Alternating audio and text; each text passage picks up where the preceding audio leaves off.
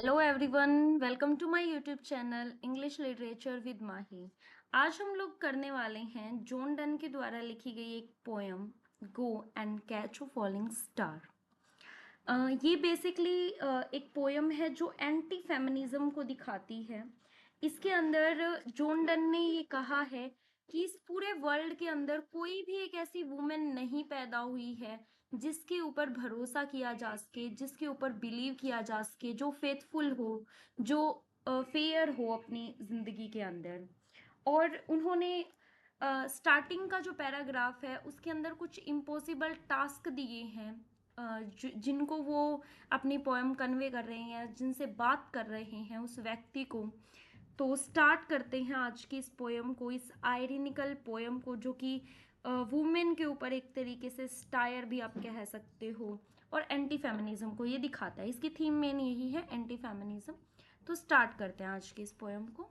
Go and catch a falling star.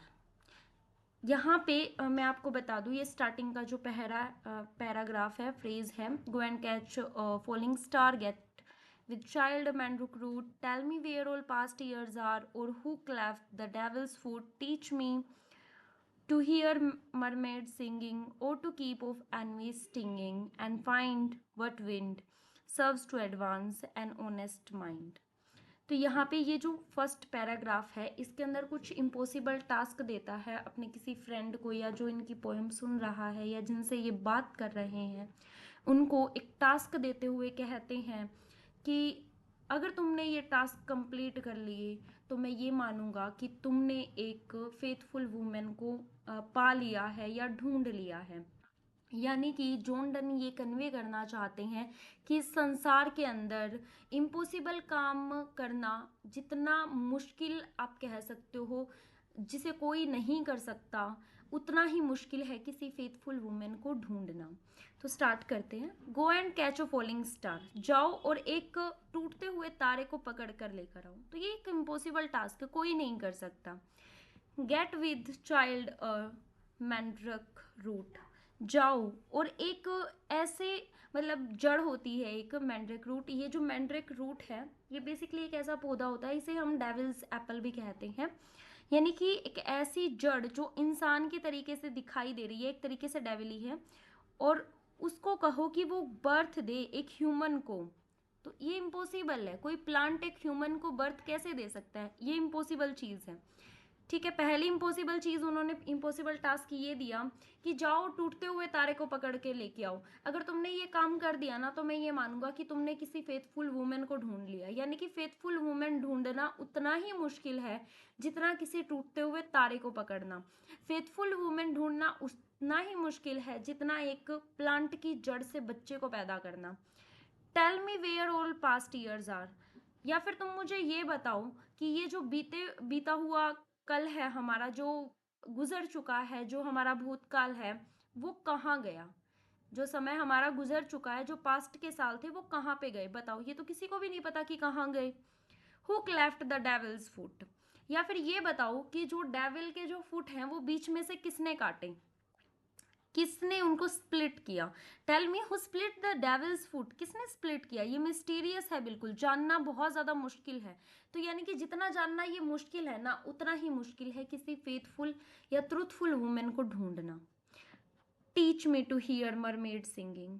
तुम मुझे ये बताओ कि कैसे सीखा जाता है मरमेड्स, यानी कि जो जल परी होती है ना, कि वो जो गाने गाती हैं, तो उनको कैसे सुना जा सकता है, वो मैं कैसे सीखूं? ये तुम मुझे बताओ।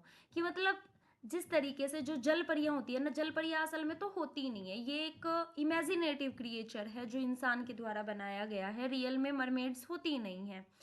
तो यहाँ पे जॉन डन ने ये बोला है, ये कन्वे करने की कोशिश की है कि जिस तरीके से जल परियों के गाने को सुनना मुश्किल है, ठीक उसी तरीके से फेथफुल वुमेन को ढूंढना मुश्किल है। और to keep off envy stinging. या फिर तुम मुझे ये बताओ कि जलन, जेलेसी, ईर्ष्या से कैसे बचा जा सकता है।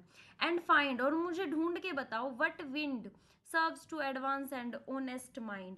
और तुम मुझे ये भी ढूंढ के बताओ, यानी कि ऐसा कौन सा वो फोर्स है, ऐसी कौन सी वो हवा है जो एक पर्सन को ऑनेस्ट और प्योर बना देती है, बिल्कुल बिल्कुल ईमानदार बना देती है, बिल्कुल सच्चा बना देती है। तो ये तो इम्पॉसिबल है, कोई एक ऐसी हवा ढूंढना जो किसी की ज़िंदगी में आए और इंसान सच्चा बन जाए, ये तो इम्पॉसिबल।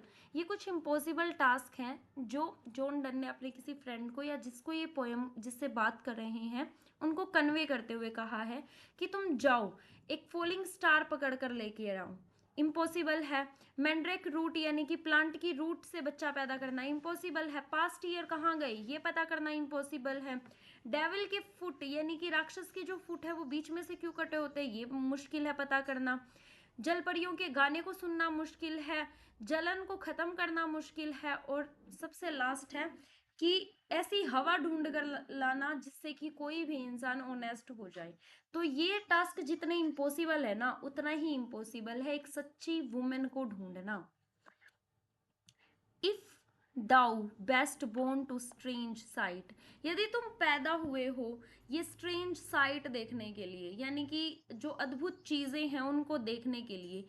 थिंग्स इनविजिबल टू सी यानी कि ऐसी चीज़ों को देखने के लिए जो बिल्कुल इनविजिबल हैं, जो दिखाई ही नहीं देती हैं, जो नॉर्मली किसी को दिखाई नहीं देती हैं, उनको देखने के लिए यदि तुम पैदा हुए हो।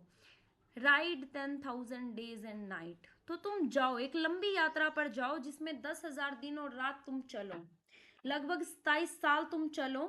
Till as snow white hairs on the, और तब तक चलो जब तक तुम्हारे जो हेयर्स हैं वो वाइट स्नो की तरीके से ना हो जाए, यानी कि जब तक तुम बिल्कुल बूढ़े ना हो जाओ और तुम्हारे बाल सफेद ना हो जाओ तब तक तुम चलो और देखो इन अद्भुत चीजों को जो तुम देखने के लिए आए हो।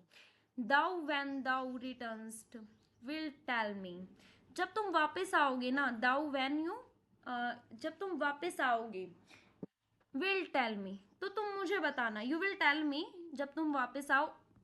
All strange wonder that befell thee, जितनी भी स्ट्रेंज चीजें जो भी तुमने उटपटांग चीजें अद्भुत चीजें जो तुमने देखी है ना वो आकर मुझे बताना। एंड स्वेयर, और ये कसम खाओ, nowhere lives a woman true and fair, और तुम कसम खा के ये मुझे बताना कि तुमने इतनी सारी चीजें देखी तुम्हें कहीं भी एक ट्रू यानी कि एक सच्ची और फेयर खूबसूरत वुमेन नहीं मिली होगी। यानी कि तुम, मैं ये एडमिट करता हूँ, मैं ये दावा करता हूँ, मैं स्वेयर आई स्वेयर मैं एडमिट करता हूँ कि नो नाउ वेयर कहीं भी तुम्हें इस पूरे वर्ल्ड के अंदर एक ब्यूटीफुल और एक सच्ची वुमेन नहीं मिली होगी। If thou findest one and let me know, और चलो ठीक है मैंने मान लिया अगर तुम्हें कोई मिल भी गई तो तुम मुझे बताना, लेट मी नो, तुम पिलग्रिमेज वर स्वीट, तो मैं भी इस पवित्र यात्रा के लिए निकलूंगा। यानी कि पिलग्रिमेज एक तरीके से तीर्थ यात्रा होती है, किसी वुमेन को एक सच्ची women honest women pure women पाना उतना ही मुश्किल है जितना कि एक तीर्थ यात्रा पर जाना। तो अगर तुम्हें वो मिल गई है ना तो वो एक तरीके से भगवान के तरीके से है, तो तुम्हें, मैं भी तुम्हारे साथ चलूंगा उस वुमेन को देखने के लिए ताकि मेरी भी एक तरीके से तीर्थ यात्रा हो जाए, क्योंकि ऐसा इम्पॉसिबल है। स्टार्टिंग में ही जॉन डन ने ये चीज़ बताई है कि इम्पॉसिबल है ये चीज़ मिलना, यानी कि वुमेन ऐसी मिलना इम्पॉसिबल है।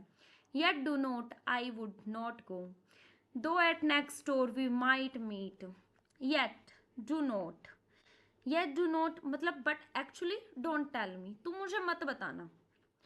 आई वुडंट गो, मैं नहीं जाऊंगा, तुम मुझे मत बताना। स्टार्टिंग वाले 2 लाइंस के अंदर कह रहे हैं कि अगर तुम्हें ऐसी वुमेन मिले ना तो मुझे आकर बताना, मैं भी उससे मिलने के लिए फिर जाऊंगा और मेरी वो यात्रा जो होगी ना, जब मैं उससे मिलने जाऊंगा, जो वो जर्नी होगी वो बिल्कुल तीर्थ यात्रा के तरीके से होगी। Yet do not I wouldn't go, लेकिन एक्चुअली में तुम मुझे मत बताना, मैं नहीं जाऊंगा। Though at next door we might meet, अगर वो हमसे नेक्स्ट डोर यानी कि बिल्कुल साइड वाले घर में भी है ना तो भी मैं नहीं जाऊंगा। Though she were true when you were met, हो सकता है कि वो ट्रू हो यानी कि वो सच्ची हो जब उससे तुम मिले हो, जब तुम उससे मिले शायद हो सकता है वो बिल्कुल सच्ची हो, बिल्कुल प्योर हो। And last till you write your letter, लेकिन अंत में जब तुम उसे लेटर लिखोगे ना, अपना एक पत्र लिखोगे इन्फॉर्म करने के लिए, stay faithful until you inform me, तो जब तक तुम वो लेटर लिखोगे yet she will be false, तब तक वो क्या हो चुकी होगी, झूठी हो चुकी होगी। ईरा आई कम टू और टू और 3, यानी कि तब तक उसकी ज़िंदगी में 2 या 3 लड़कों से उसकी दोस्ती हो चुकी होगी। यानी कि इस पोएम के अंदर जॉन डन ने ये कन्वे किया है कि एक फेथफुल वुमेन, एक सच्ची वुमेन मिलना बहुत ज़्यादा मुश्किल है। मतलब प्योर वुमेन मिलना बहुत ज़्यादा मुश्किल है। आई होप ये जो पोएम है आपको समझ में आई होगी।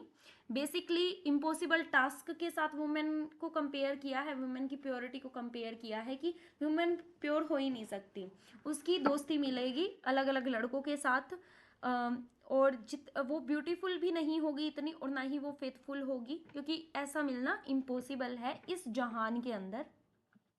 तभी मैंने आपको स्टार्टिंग में कहा था ये एक एंटी फेमिनिस्ट पोएम है जो जॉन डन के द्वारा लिखी गई है। आई होप ये पोएम आपको बहुत अच्छे से समझ में आई होगी। And please like the video, subscribe the channel and comment below. Thank you so much.